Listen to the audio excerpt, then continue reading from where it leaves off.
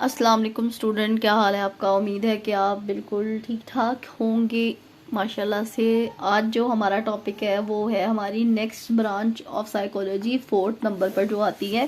पहले जो हमने पढ़ी थी वो पढ़ी थी नफ्सियात की ब्रांचेस ऑफ साइकोलॉजी। उसमें था क्लिनिकल साइकोलॉजी, तजुर्बाती नफ्सियात या एक्सपेरिमेंटल साइकोलॉजी, और उसके बाद था हमारा तालीमी नफ्सियात की एजुकेशनल साइकोलॉजी। जो आज हमारा टॉपिक है वो है माहौली नफ्सियात या एनवायरमेंटल साइकोलॉजी।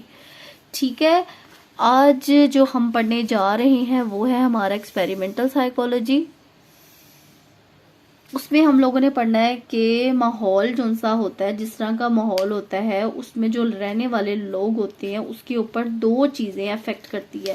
एक तो उसके जीन्स हैं या उसकी वरासती जो उनसी खसूसियात उसके अंदर पाई जाती है, जो उसकी ऊपर अफेक्ट करती है। दूसरे नंबर पर होती हैं उसकी माहौली सिफात, जो उसकी शख्सियत जो उसकी होती है वो दो तरह की कंपोनेंट से मिलकर बनती है, सिफात से या उसकी जो उनकी खसूसियत है उससे मिलकर बनती है। एक होती है अरसी या विरासती और दूसरी होती है माहौली नफ्सियात।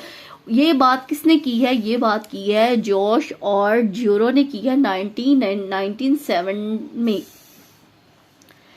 ठीक है, उसने ये बताया है कि हमारा माहौल जो सा होता है वो हमारे तवारिस की मानंद होता है। तवारिस मतलब हमारी हेरेडिटी, हमारी हेरेडिटी के मुताबिक होती है, पेरेंट्स से जो हमारी शख्सियत बनती है। और दूसरा क्या क्या होता है, दूसरी बात में उसने क्या कहा था, हमारी माहौली सिफात होती हैं कि हम जिस माहौल में रह रहे होते हैं कि हम उस माहौल में सही तरीके से एडजस्टमेंट कर रहे होते हैं या नहीं कर रहे होते, या जो हमारी नॉर्म्स होती हैं, हमारी फिलॉसफी होती है, हमारे आइडियोलॉजी होती है, क्या वो हमारा माहौल उसके मुताबिक है भी कि नहीं। इसकी एक बड़ी अच्छी सी एग्जाम्पल मैं आपको दूंगी आसान लफ्जों में समझने के लिए कि पार्टीशन से पहले हम लोग कहाँ पर रहते थे। हम लोग रहते थे सब कॉन्टिनेंट में, बरसगीर में, और वहां पर जो थी हमारे माहौली जो उनसे थे, माहौल हमारा वो वैसा माहौल नहीं था जो हमारे वरासती तौर पर हमें मिला था। जैसे कि हम मुसलमान हैं, हमारा दीन इस्लाम है, अपने अपनी इबादत करनी है, अपने असूल उन असूलों के मुताबिक ज़िंदगी गुजारनी है, और उन असूलों के मुताबिक ज़िंदगी गुजारने के लिए हमें बिल्कुल भी आज़ादी नहीं थी। तो क्या किया हमें हम लोगों ने,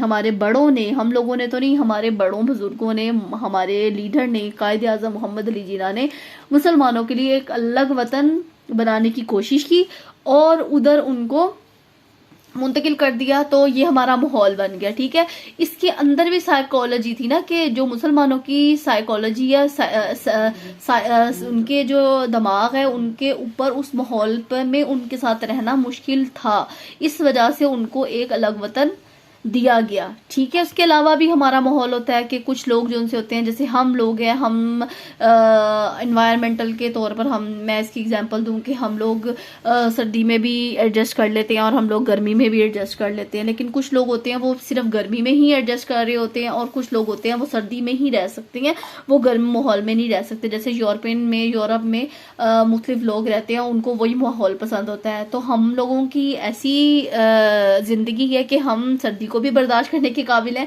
और गर्मी को भी बर्दाश्त करने के काबिल हैं। ठीक है, तो इसमें यही बात आ रही है। तो हमारी शख्सियत पर हमारे एनवायरनमेंट का भी असर पड़ता है, और वो शख्सियत हमारे माहौल से बनती है। और दूसरी बात क्या है, वो हमारी वरासती शख्सियत जो होती है, जो हमें अपने आबाओ अजदाद से मिली होती है। अगर किसी फर्द को माहौल के साथ हमआहंगी होने में मुश्किल पेश आती है तो नफ्सियात फर्द के किरदार में इस्लाह और तब्दीली लाकर माहौल के साथ मुताबिकत पैदा करने में मदद देती है। जैसे वो मैंने आपको पार्टीशन वाली एग्जांपल दी है। अगर सूरत हाल बरक्स हो तो इसके माहौल में तब्दीली लाई जाती है या इसको मौजू माहौल में भेज दिया जाता है। बंद करो इसको।